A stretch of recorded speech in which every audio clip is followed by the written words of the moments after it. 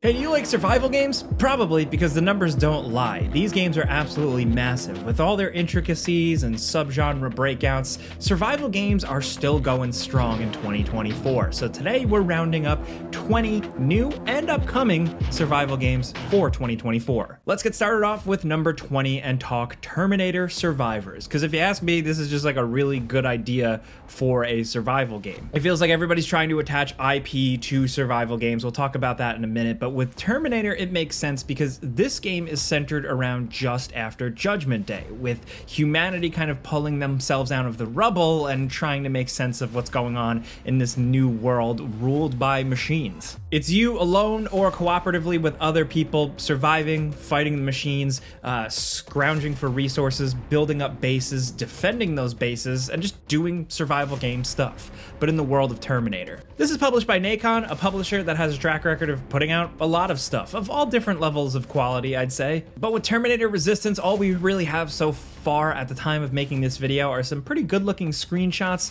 and a flashy cinematic pre-rendered trailer that doesn't really give us an actual glimpse of the game. Still, like I said, I think the idea itself is strong enough if they can actually execute it. You know, we're all building bases and we're all scrounging for resources in plenty of survival games, but if you're doing it to build up and fight back against Skynet's machines, like that's pretty cool. Hopefully we'll find out more about this one soon, but as of right now, it does have a release date slated for October 24th, 2024.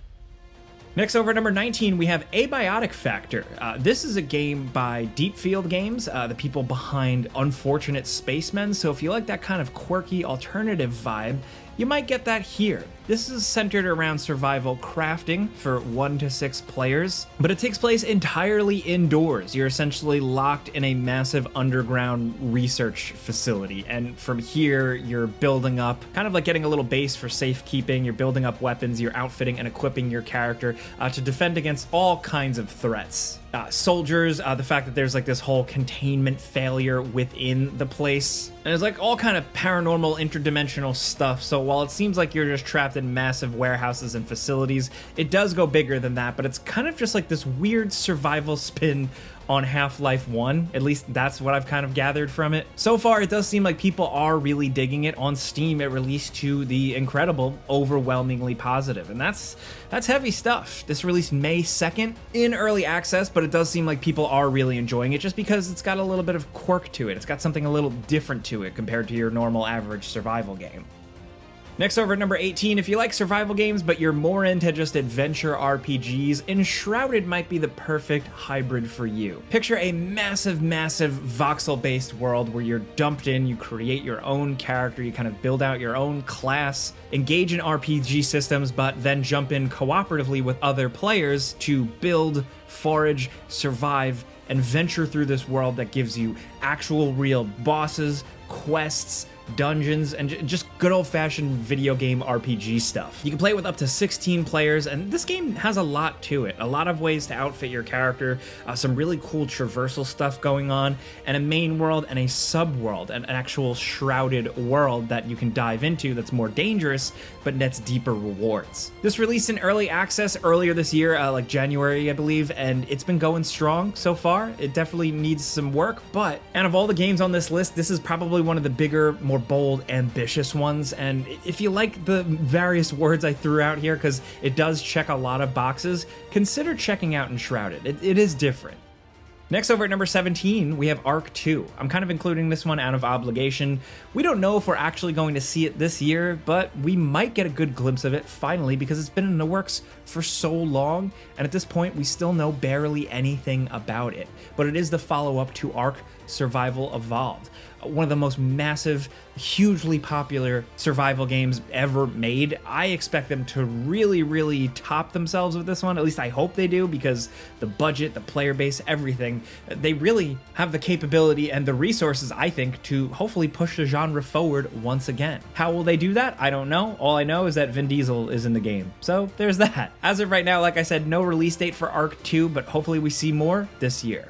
Next over at number 16, we have Rooted. This is something that looks a little bit more like a traditional boots on the ground multiplayer survival game. It's you and your friends running around, scavenging, scrounging, crafting, building out, and surviving in this post-apocalyptic world, an abandoned world, overgrown, beautifully rendered in Unreal Engine 5. I will say that it looks gorgeous from what we've seen so far, and it's kind of doing what, like, I hate to say it, the day before that failed game was kind of attempting to do: apply multiplayer, co-op, and survival elements to something more of like The Last of Us aesthetically. Here you're running around scavenging for resources in an overgrown post-apocalyptic city, throwing stuff in your backpack, crafting out of your backpack, like with a little bit more realistic grit to it. But hopefully they can actually pull this off, because the concepts of The Last of Us applied to a survival game could be pretty cool. I don't know, as of right now, it's pretty simple. I will say what they've shown of the building and crafting for like your base,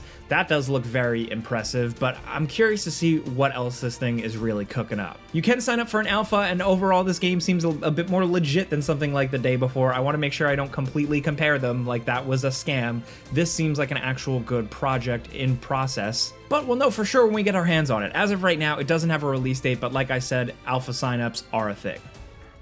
Next, over at number 15, we have Road to Vostok. This one is really cool just from the concept alone. Essentially, it's a survival game, but set in a kind of post-apocalyptic no man's land between the border of two countries. You're in this border zone and like you're doing survival game stuff. You're crafting, you're building, you're foraging, but you are trying to make your way across this border zone. And that just is a cool idea because it gives you some direction, some goals. But what we have here is actually like a very hardcore single player survival style game where like every bullet matters, resources are harsh, accuracy is important.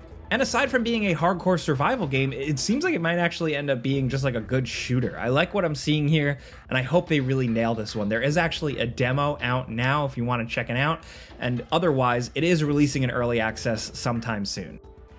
Next, over at number 14, we have Nightingale. This is a kind of different aesthetic spin on the survival genre where you're hopping between different realms and fighting massive creatures and, of course, looting, crafting, building up, punching trees, doing all that survival game stuff. But the vibe, the aesthetic is a little different. The presentation here is all centered around gas lamp, so it's kind of like an 1800s style to it, but with like high fantasy elements. It's very, very cool on paper. Unfortunately, the game did release in early access February 20th, and it definitely needs some work. As of right now, it's not totally living up to its good premise. There's some balancing stuff, and like a lot of the early game stuff is a little less exciting, but we're really hoping Inflection Games can make this something great because, like I said, aesthetically, story, world building wise, it is very unique. If they can just figure out making some of those survival game elements a little bit more compelling, Nightingale could be the next big thing. As of right now, like I said, it is available in early access if you want to check it out. Next, over at number 13, we have State of Decay 3. Now, State of Decay 2 was a survival game, but just kind of like very much its own thing. The way it worked with zombies and surviving and how the survivors and resources worked felt kind of unique. It was a really good spin on these genres. So we've been looking forward to State of Decay 3 since it was announced years ago. We haven't really heard much about this game, but I keep bringing it up because I really want to hear something soon. I'm thinking this is the year where we finally get a glimpse of what they've been working on at Undead Labs, and I really hope that they've spent all this time to make something great, because the potential for State of Decay has always been there. The game has had its fan base, but, you know, you can argue that they've also been pretty flawed. So State of Decay 3 could really knock things absolutely out of the park. Like I said, no release date yet, but I'm hoping we see something more this year. Now down at number 12, we have Frostpunk 2. This is a weird game because you look at it and you don't think it's a survival game. It looks more like an RTS, a city builder. Yes, that's technically what it is, a city builder through and through, but it has survival elements just because the game is harsh and brutal. You're constantly worrying about dwindling resources and keeping this civilization alive in a harsh climate. If it's anything like the first game, it was absolutely brutal and challenging. Every decision has multiple impacts, every consequence has an equal and opposite reaction, all that stuff, but just in really, really in-depth, challenging, and compelling ways. Resources are constantly dwindling, and you're constantly stressing out because you're trying to keep everybody alive. You know, you're not just mining ore and chopping down trees to help yourself survive, you're worrying about ruling a civilization and making the right decisions, and even some of the most blatantly good decisions still have negative consequences. So the first game was absolutely awesome for that, and I would chalk it up kind of as a survival game, and I'm gonna hope that Frostpunk 2 continues the trend. As of right now, Frostpunk 2 is releasing July 25th, 2024. Next, over at number 11, we have Once Human. This is a multiplayer open world survival game. The open world looks really impressive. It's like a post-apocalyptic future, but it's filled with some really interesting monsters, and the game is centered around seemingly tight, over-the-shoulder third-person shooting. I love a good third-person shooter. I love a good open-world third-person shooter. So what you're doing here is post-apocalyptic base building, crafting, scrounging for resources type things, but with your friends, while also shooting really cool monsters and some bosses that actually look pretty massive. You're building up your house, your base, you're also dealing with other factions out there and the world, and you're trying to get to the bottom of what ruined the world, this like magical stardust stuff from seemingly space that just screwed everything up. Seems really interesting. We hope it's cool. We don't know, but we're gonna check it out when it releases sometime in the third quarter of 2024. Next, over at number 10, we have V Rising. Now, this is cheating a little bit because this game has been out in early access for quite some time now, and just recently it finally got its 1.0 release. So now people are experiencing the full-fledged V Rising at 100% what it should be, what the developers intended, and it's absolutely awesome. I mean, we have been talking about it for years.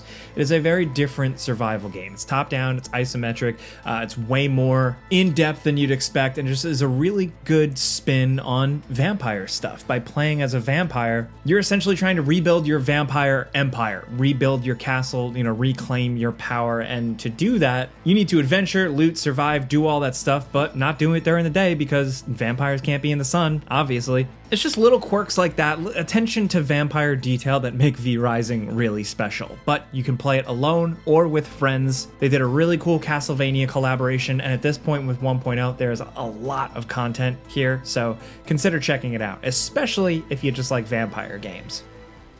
Next, over at number 9, here's a really interesting one called Aloft. This is essentially all centered around surviving on floating islands, but these islands you can kind of make into your own little airships. So instead of crafting and building up a little base just in the woods or on a mountain or something, you're doing it on an actual island floating in the sky. You can harness and essentially control these floating islands and live and survive on them.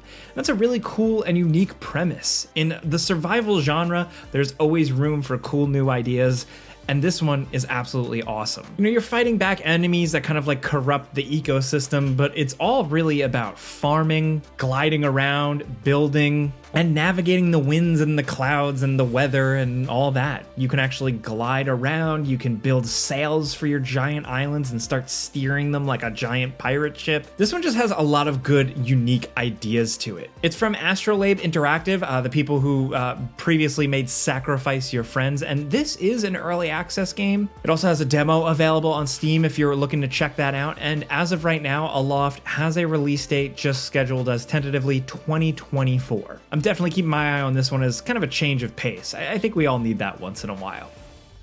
Next, over at number 8, we have The Altars. This is completely different, and I'll be honest, it's one that's difficult to describe. It is a game where you're surviving, but it's really a lot about base building. Essentially what it is a very, very science fiction-y, single-player, third-person adventure, where you're like a lone man, just like a worker guy stranded on a remote planet, and it's up to you to build up and manage this kind of base space station that can move around the planet, because when the sun rises on this planet, those rays are actually deadly, so you're kind of constantly in flux. The game also apparently takes into account the planet's own actual cycle and how that reflects like the resources you're going to get and like what is available to you to keep your base and your character alive. With that, the developers have talked about different decisions that you make and kind of like a spin on time travel where you're making choices in the past to quote save yourself in the present, like you're making new versions of yourself. It's really trippy. It's a lot to describe, like I said, and there's like, you know, third person base management inside, but you're also suiting up and venturing out on this planet. It seems incredibly ambitious. It's from 11-Bit Studios, the publisher behind so many interesting, weird, creative games like Indica most recently, but also The Invincible, South of the Circle, This War of Mine, Frostpunk. The Alters is definitely something worth keeping an eye on. Let's just say that. Now, next over at number 7, we have Light No Fire. This is the newest game from Hello Games, the people behind No Man's Sky. Now, of course, No Man's Sky released and it was pretty rough at first, but they put their money where their mouth was and they made an awesome game out of that. So, alongside consistently updating that game and making it kick ass for years, they've apparently also been working on this thing, Light No Fire, which is kind of like an MMO, massively multiplayer, procedurally generated, but truly actual open world. They say it is the first open world game because it is an actual real full planet. With this planet, it looks like there's like different biomes, different cultures and stuff to engage in as you fly around and get into adventures and hijinks either with friends or alone. But there's something about it that's a little bit more lo-fi, a little more chill and artsy. I don't know, it's hard to explain and we don't know too much about it yet, but the project does seem like it's pretty far along. I really think that Hello Games has come a long way since the launch of No Man's Sky, and I'm gonna be completely honest, I am really excited to see what they've been cooking up with this one.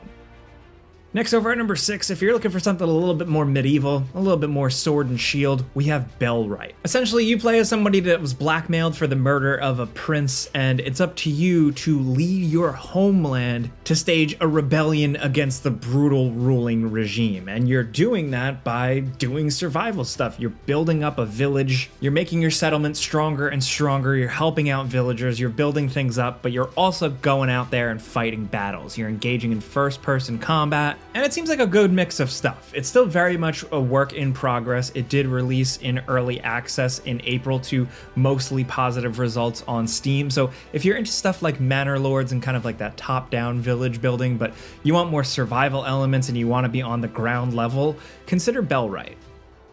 Next over at number 5, we have something a little different once again. It's Into the Dead, Our Darkest Days. You may have seen this one. It did make a splash when it was first revealed because it's kind of like a third-person zombie survival adventure on a two-dimensional plane. It's 1980 in a Texas town recently taken over by zombies, and this is a shelter-based survival game. So you're going out there, you're creeping around, you're engaging in stealth and using limited weaponry to get the drop on zombies, survive, but get resources to bring them back to safety to continue to survive. Getting resources and really building up and upgrading your shelters is all about protecting survivors. You want these shelters to house your survivors and keep them safe. And as you keep moving forward in the game and establishing settlements, the zombie outbreak gets worse and worse, making places that were previously pretty easy to go through much more difficult. There's also the human element, of course, because not only are you trying to build safety for survivors, but some of them, you can choose to trick them out of supplies, kill them, or convince them to stay with you. And even then, you still have to worry about their psychological needs. So it's a lot of survivor management, kind of like a State of Decay, but in a really cool presentation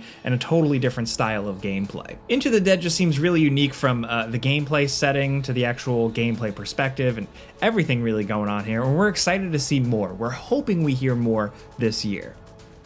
Next over at number 4, we have Outward 2. Outward really set the stage for challenging open world survival games where resources are brutally difficult to manage, enemy encounters are tense, and they're also really fun to play with friends. The developers took that energy into Outward 2, which they're now working on. They've apparently been working on it for a bit, but unfortunately we don't know when it's releasing quite yet. But if it's anything like the first one, it is just a strong RPG with very intense survival elements that, you know, focus on a little bit of realism while still being fantasy. It's a really good mix with just loads and loads to do, and just judging from what the developers have said about the new one, it seems like there's going to be even more to take on. We're hoping we get an update for it this year, but as of right now, we don't know, but we will keep you guys updated.